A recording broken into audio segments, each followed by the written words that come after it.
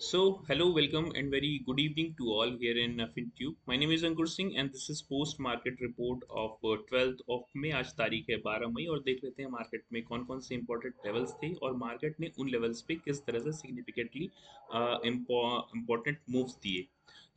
जैसा कि हमारा पहले ही मानना था कि देयर में भी a kind of dip today because of regional events. What we have the exit poll and elections of Karnataka, election results especially, assembly election results.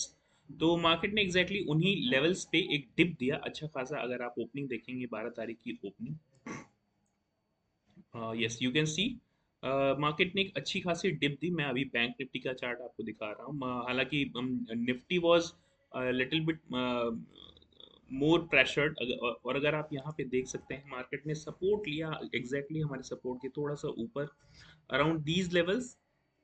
इन्हीं लेवल्स के आसपास मार्केट ने एक अच्छा खासा सपोर्ट बनाना शुरू किया और इसके बाद एक वन वे रैली दी. ऑलमोस्ट वन वे रैली, हल्का सा कंसोलिडेशन इन लेवल्स में एक और ब्रेक लेवल के आसपास दिया. और इसके बाद मार्केट ने मुड़ के नहीं देखा और सीधा ये जो हमारा इमीडिएट रेजिस्टेंस जोन था इसको भी क्रॉस किया.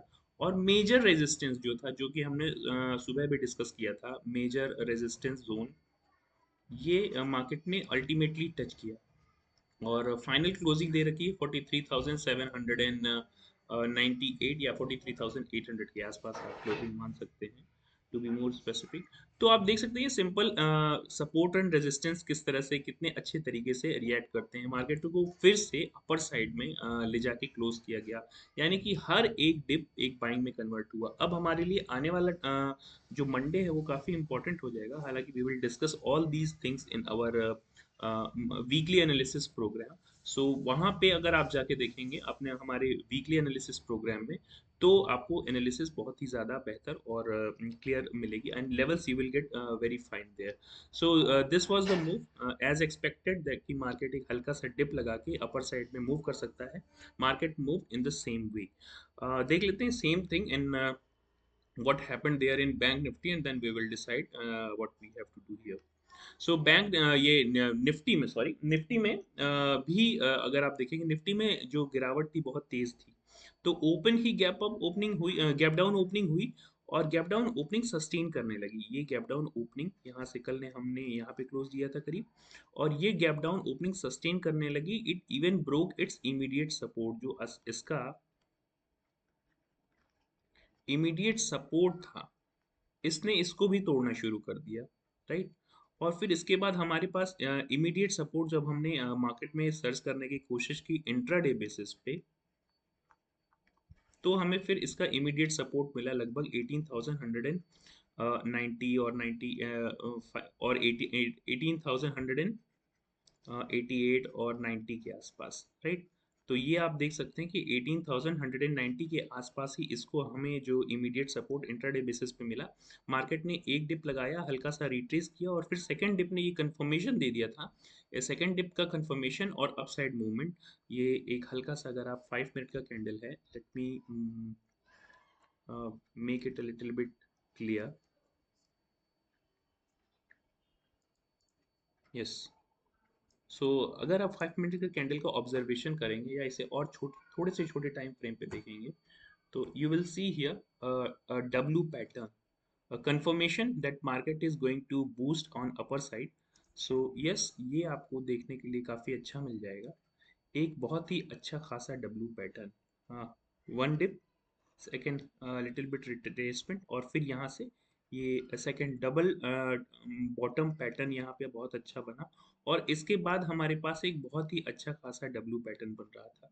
इसका ब्रेकआउट मार्केट के लिए हमें काफ़ी अच्छा एक डब्ल्यू पैटर्न का फॉर्मेशन दे रहा था और कंफर्म कर रहा था कि मार्केट आज अपर साइड में फिर से मूव करने वाली है. तो डब्ल्यू पैटर्न और एम पैटर्न हमारे लिए अभी तक अगर जो भी पैटर्न्स फाइंड आउट किए गए उसमें W pattern, M pattern, inverted flag pattern और फ्लैग स्ट्रेट फ्लैग पैटर्न काफ़ी अच्छे तरीके से काम करते हैं. अभी के लेवल पे एम और W pattern are very working very well here. Market ने इमीडिएट जो हमने सपोर्ट बना रखा था उसको भी क्रॉस किया और इसके बाद हाँ, पूरे ये जो इमीडिएट सपोर्ट जोन था यहीं पे कंसोलिडेट करने लगा थोड़ा, लगभग मुझे लगता है कि 15 से 20 मिनट या आधे घंटे कंसोलिडेशन में चला ये। और इसके बाद अल्टीमेटली जो हमारा इमीडिएट रेजिस्टेंस जोन था, ये resistance zone, immediate resistance zone, market ने अल्टीमेटली उसको भी टच किया फाइनली, अगर आप देख सकते हैं यहाँ पे। Let me make it a little bit, 15 minute के टाइम फ्रेम पे मैं आपको दिखाने की कोशिश करता हूँ। Yes, you can see this immediate support zone हमने यहाँ पे, हालांकि इंट्राडे बेसिस पे बना रखा था। ये इंट्राडे बेसिस पे बनाया गया था, ये सुबह ये मैंने आपको शायद नहीं दिखाया होगा। और दूसरी बात ये कि जो अल्टीमेट जो हमारा इमीडिएट रेजिस्टेंस जोन था, यहाँ पे आप देख सकते हैं कि मार्केट ने अच्छा खासा 15 मिनट टाइम फ्रेम पे एक इन्वर्टेड हैमर कैंडल बना रखा है। लेकिन मार्केट नीचे की साइड में नहीं है, क्योंकि बाइंग प्रेशर इतना तेज था कि मार्केट ने अपनी अल्टीमेट क्लोजिंग अराउंड इन्हीं लेवल्स के आसपास, ये जो जहाँ पे बार बार विक आ रही थी, यहीं से बार बार बाइंग आ रही थी, मार्केट ने फिर से यहीं से बाइंग देखनी शुरू कर दी। यानी कि 18,300 के लेवल से, 310 के लेवल से मार्केट की बाइंग फिर से हमको देखने के लिए मिली। तो अल्टीमेट क्लोजिंग हमने 18,312 के आसपास करी है।